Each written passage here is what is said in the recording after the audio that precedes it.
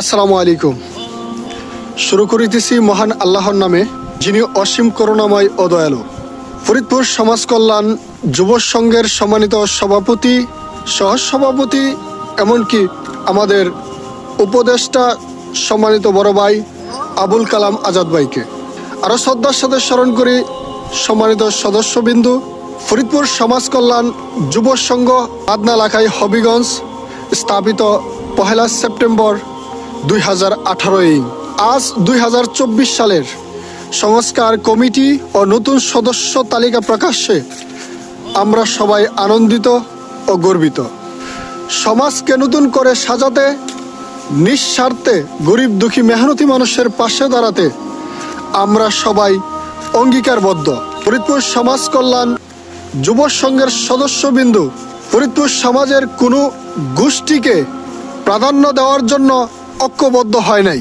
আমাদের লক্ষ্য উদ্দেশ্য ফরিদপুর গ্রামের গরিব দুঃখী মেহনতি মানুষের পাশে দাঁড়ানো।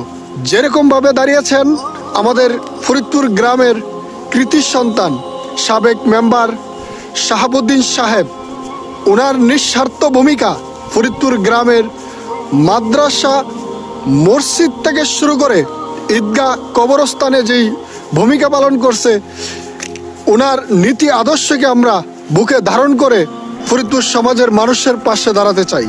আরও শ্রদ্ধার সাথে স্মরণ করি আমাদের গ্রামের কৃতি সন্তান ও বিশিষ্ট দানবীর সাবেক মেম্বার হাজী কাঞ্চন খন্দকার, যিনি ফরিদপুর গ্রামে কাজল দিঘিতে জামে মসজিদ প্রতিষ্ঠায় নিঃস্বার্থ ভূমিকা পালন করেছেন।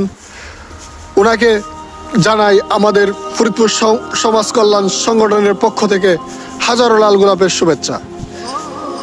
ফরিদপুর সমাজের মুরব্বিয়ান, আপনাদের প্রতি আমাদের আকুল আবেদন, ফরিদপুর সমাজের মানুষের পাশে দাঁড়ানোর জন্য ফরিদপুর সমাজ কল্যাণকে আপনারা মেধা দিয়ে আমাদেরকে সহযোগিতা করবাই।